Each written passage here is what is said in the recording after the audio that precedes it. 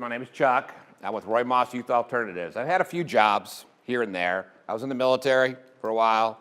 I went for the military. I was a federal agent on the border for 10 years. So I became very familiar with international human trafficking and international human smuggling on the border. And like many people, I thought, well, this is a problem we have in other countries because I saw it happening on the border. And then I went from there, I went to go work as a state special investigator for 12 years. 10 of those I was assigned to San Antonio Police Department Special Victims Unit as their liaison, state special investigative liaison.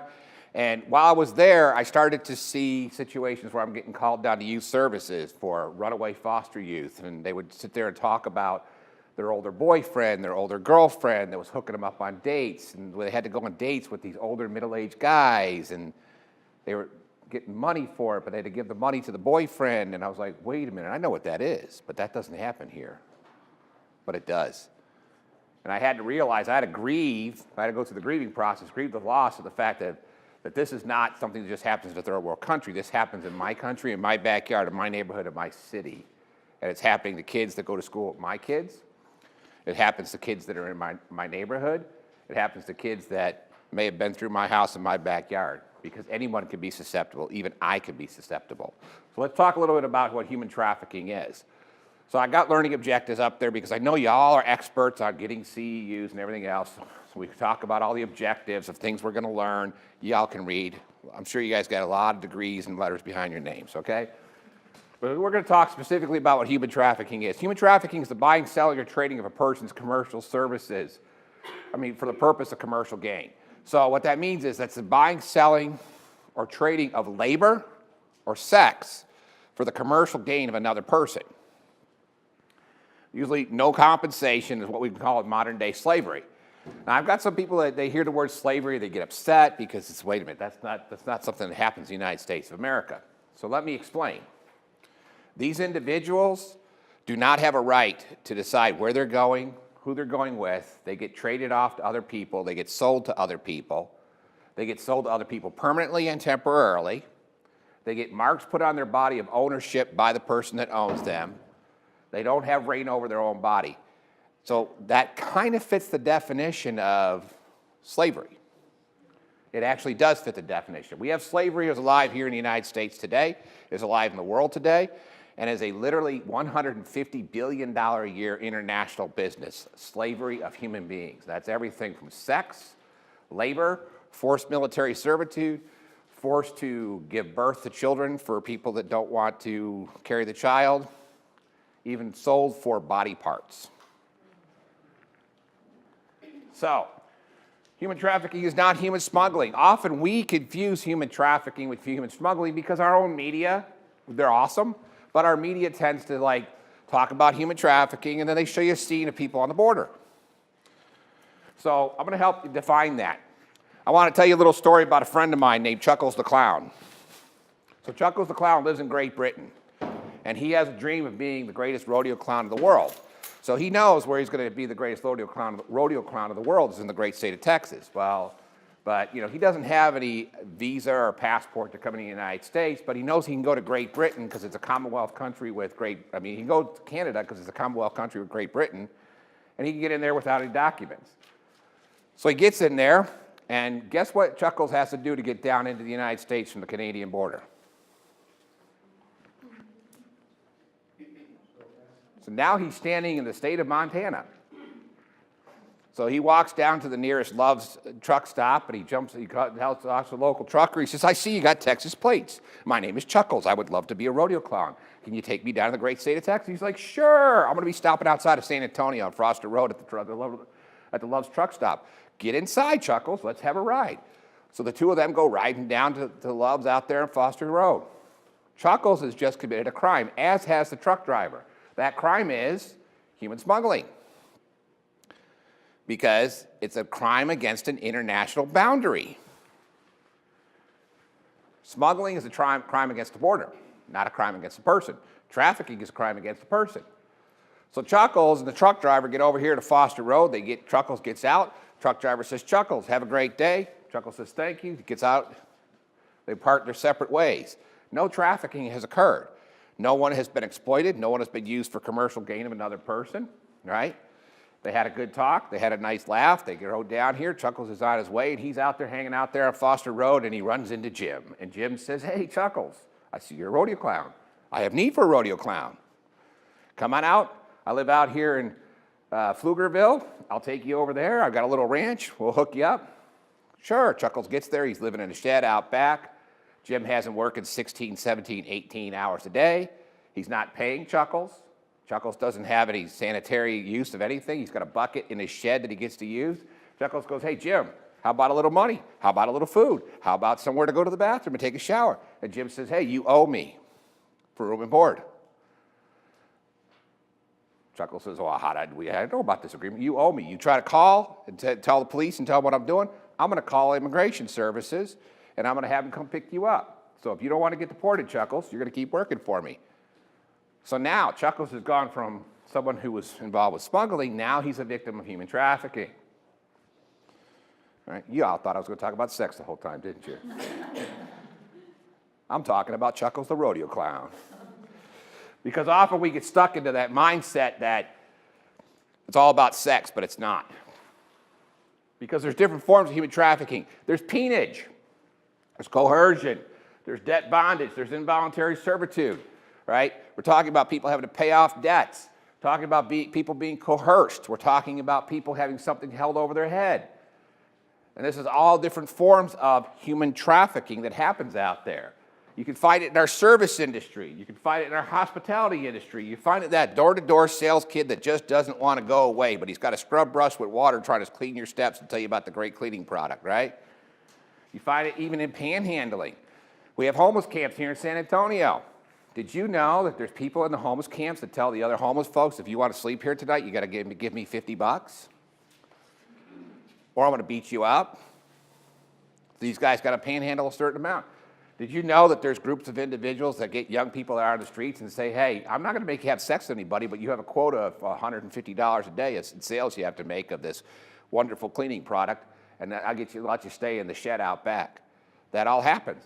We have hospitality workers that one person's getting paid, but they're having everybody else do the work, and they're telling them what to do. Even in food service. You know there are restaurants here in San Antonio when the Department of Labor pulls up and they run how many Social Security numbers are working there? They get 5, and the place has got 25 employees. Did you know you probably ate at those restaurants? And it's all happening here in our city. So, now we're going to talk about the sex part, because I know that's what y'all came here for. No? Anyways, so prostitution and sex. So, sex trafficking does occur here in San Antonio. Sex trafficking is a rampant problem here in San Antonio, and prostitution is often confused with sex trafficking. I would go one step further. For prostitution, we tend to think of the term, prostitution gives a term of that we are here and engaging in a relationship between two consenting adults that are exchanging money for services. However, in trafficking, that person that may seem as a consenting adult is actually not there of their own free will. They may believe they're of their own free will, but they're being coerced and manipulated. I would actually go one step further. I have yet to talk to, and I've literally talked to hundreds, and I'm not exaggerating, of sex workers. I've never talked to one sex worker, male or female, adult or child, that ever told me, well, when I dreamed of growing up, I wanted to be a stripper, or I wanted to be a porn star, or I wanted to be a sex worker, or I wanted to have to post for dates online. None of them ever said that. They said things like, well, I want to be a doctor, I want to be a teacher, I want to be a policeman, I want to be a fireman. The boys all want to be basketball stars. Some of the girls still want to be princesses, because they are, but they're being treated as differently. They're being treated as someone's slave. I have way too many folks that I've talked to in the sex work industry that they get out, they escape it. They may even escape their trafficker, but because they walk around with felony charges they picked up when they were being exploited, they can't get a decent job. So because they can't get a decent job, working 3 different waitressing jobs and barely making the ends meet and not being able to live on that, and they go, wait a minute, I used to make more money in one night than I make in an entire month. And then they end up putting themselves back out there. So I would go even further. My hypothesis is this is what my observation, that many folks that we get arrested out there for prostitution started out as human trafficking victims that are now stuck in this cycle. So, sex trafficking, many different forms, commercial sex acts, child sex trafficking in particular can involve a combination of escort services, stripping, and pornography all in the same 24-hour period. Can anyone tell me the number one place during the day where sex ads are popping up here in San Antonio? Online. Yes, they are online. Can you tell me which area of the city are they popping up initially?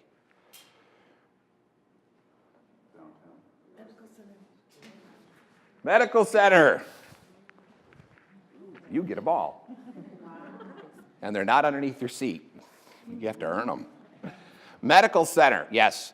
Beginning at about 10 o'clock in the morning, these ads start popping up. Y'all drive around the medical center, right? You notice that you're surrounded by strip clubs over here? Tiffany's Cabaret, Sugars, All Stars, all these different strip clubs, right?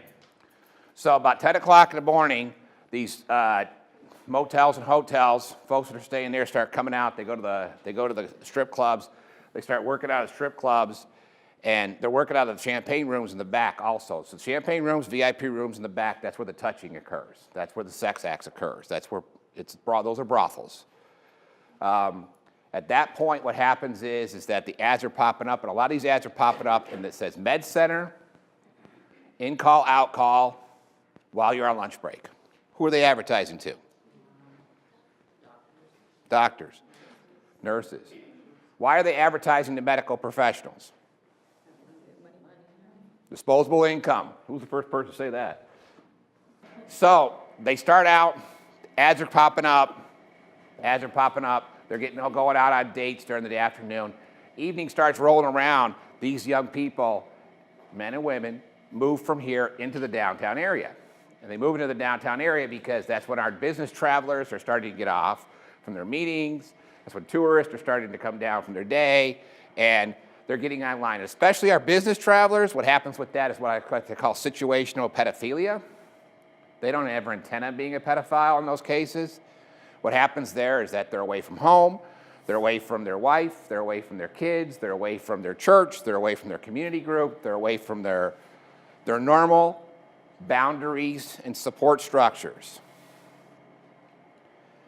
And they might have seen a pretty girl or an attractive young man, serve them drinks while they were at dinner. And they start thinking about, that girl kind of reminded me of my wife back when she was in college, back before we had kids, back before, when we could just focus on each other and I didn't have to focus on my things and she didn't have to focus on her things.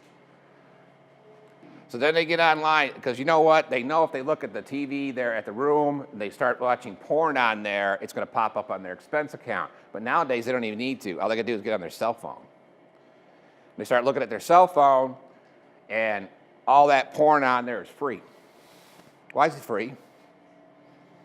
Anyone know? Why is it free? Advertising. Thank you. Because the advertising that's being paid for on there pays for the pornography. And they watch the porn, and as they're watching the porn, all of a sudden these ads start popping up, advertising, and it says, hey, Susan's less than a mile away from you. And Susan pops up, and Susan looks a lot like that girl they used to date in college. The one they knew before they knew their wife, the one that got away. And she tells them, hey, I'm 19, and I'm going to college, and I'm just trying to pay my way through. Click on here so we can talk. Is he hurting anybody? It's a slippery slope, but he hasn't really done anything wrong yet, but he clicks. He just clicks because he's curious, because Susan reminds him of that girl that he knew in college. And she starts talking to him. And she's like, hey, if we need to talk further, I need to verify that you're over 18, so can you put your credit card in? Because only people over the age of 18 have a credit card. Oh, no worry, I'm not going to charge your card. And if we do need to charge anything, it's going to pop up as flowers. And this guy goes, hey, that's a pretty good deal. So he puts his information in, and sign up is free, and he gets to talk to Susan. And then Susan starts talking about the fact, I'd really like to hook up. I am less than a mile away from you. How does Susan know that she's less than a mile away from him? Right, tracking on his phone, SRO technology, targeted advertisements. right? Who said phone? Thank you, sir. Targeted advertising, SRO technology. So now they know where he's at. He's got his phone, he's tracking, right? Susan says, I'd like to come meet you. Where are you at? I see that I'm less than a mile away. I can come meet you at your hotel. Because guess what? With that, his phone and all that information, they can actually get his IP address. It's less than a mile away. Shows I could be there in a few minutes. Okay, cool. Now he's gone down that slope. He never intended on doing anything. But it's like, she can come meet me. He's excited. She comes to his door. She's a pretty girl. But wait a minute. She's not as talkative as when they were talking online. She seems to be kind of like looking down at her feet and everything else. This guy doesn't realize he was actually talking to her trafficker the whole time. Like he thought he was talking to an attractive 19-year-old girl. He was really talking to a middle-aged man. And she comes in and she says, hey, this is what time with me costs. Girlfriend experience is $300, $300 to $500. What's that? Well, girlfriend experience means that we engage in sex acts and nothing's on the table. I mean, nothing's off the table and, it's not timed. Okay, cool. I don't have $500 on me. Don't worry, we have a credit card. We'll charge it as a massage. He's already made those little steps. She's standing in front of him, right? And it's very easy for him to step over that line. That's why a trafficker here in San Antonio can make $208,000 per year with 2 victims. They call it a stable. They call it a stable if they have more than one. His average victim here in San Antonio is sold 5 to 6 times a day, 7 days a week, 365 days a year. And then their child pornography is a $3 billion a year industry in the United States, with 55% of it being produced here in the United States. And it's produced on cell phones. Because nobody's online. There is no policing agency online that says our job is to look at porn all day long, 7 days a week, 365 days a year, and verify that everything that they put on these porn sites is not rape and that they're all adults. There is no registration system or licensure system. As a matter of fact, I know a sexual assault nurse examiner that once a month, that's all she can handle. She goes to the FBI building and they have things that have been sent to them that have been flagged. And she goes there and she views them to say whether or not that these are juveniles. And these things depict rape and sexual assault and trafficking and juveniles. And they'll tell you it's all an act, but there's no way to verify that. And it looks pretty real. And it's disgusting and it's disturbing. Oh, by the way, I have a therapist.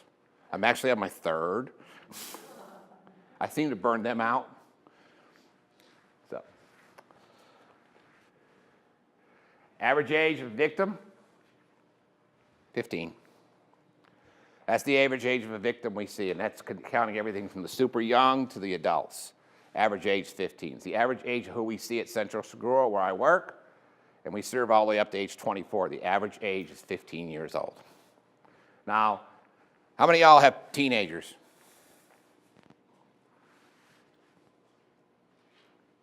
I want you to think about your the teenagers you know or teenagers you have living in this world and what they would do to survive and how they're going to change to survive.